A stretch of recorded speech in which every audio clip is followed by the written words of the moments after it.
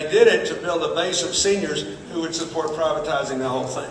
Because they paid the people about $1,100 to give you $600 worth of services. So, this repealing healthcare, you know what that'll do? That'll add $100 million to the deficit. Doesn't make sense, does it? How can we cut the deficit and insure more people?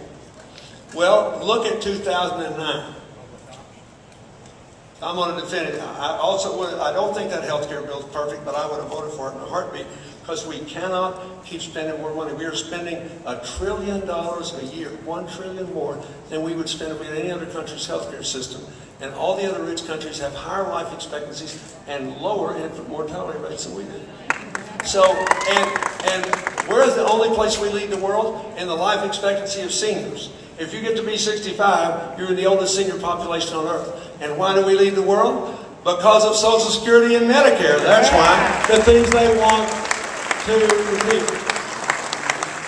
But I just want to tell you this one last thing so you'll understand this in case somebody tells you in the next 2 weeks, I got to vote against Kendrick Meek because I hate that health care bill. It's going to bankrupt the country. 2009, the worst year since the Depression, the bottom of this recession, and before the insurance companies could blame Obamacare, as they affectionately call it, for why they're raising rates, they raised rates a lot. And they said, please forgive us, we feel terrible, but all of you are so sick you cost a lot to insure. We hate that.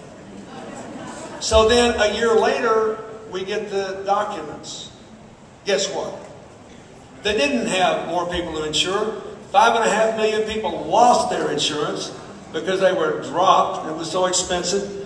3 million of those went on state Medicaid programs, raising the federal deficit and the Florida state budget deficit. So when his Republican opponent tells you he's going to repeal the health care reform, I want you to remember this. Remember what happened last year. He is telling you that he's going to increase the budget deficits of both the United States and the state of Florida. That's exactly what happened. And then what happened? They did it because the insurance companies then raised their profits in the worst year since the Depression by 26%. Wow.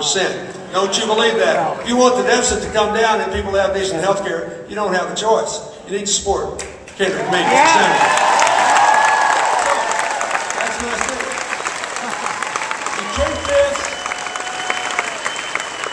If you treat this like a football game, and you make the analysis based on the facts, and you do what the coaching staff does, which is look at the last game films, right? That's me and all of the people that were before and after me. Look at the game films. And then you analyze what results you get. It's not a close question, really. You just got to get people to do that. Then you go back to the Republican story. It basically is something like this.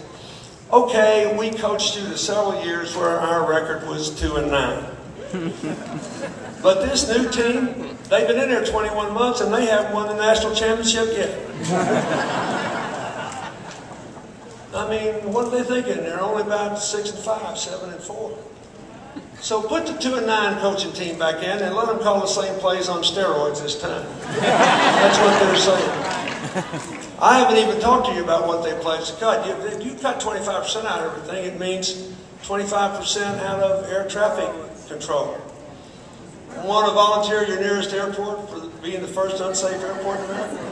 It means cutting 25% out of clean air. You want to volunteer the kids in this school district to be the first ones to get asthma? I'm not kidding. I could not make this up. This is their budget. So I am telling you, if you believe in where we are is we're doing better than competition, but you don't feel it yet. Don't applaud, but pause. Realize we are in the gap. That is the great claim the Republicans have on this election. People don't feel it yet.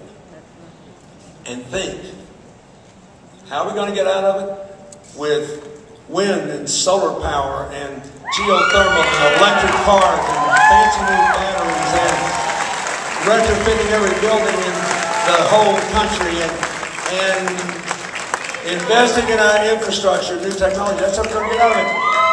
How are we going to get out of it? By educating and training our people to do these jobs. How are we going to get out of it? By balancing the budget in the right way with growth. If you believe that, you don't have much choice. You need to elect Kendrick Meek, and the young people need to tell people about the student loan choice. Thank you, and God bless you.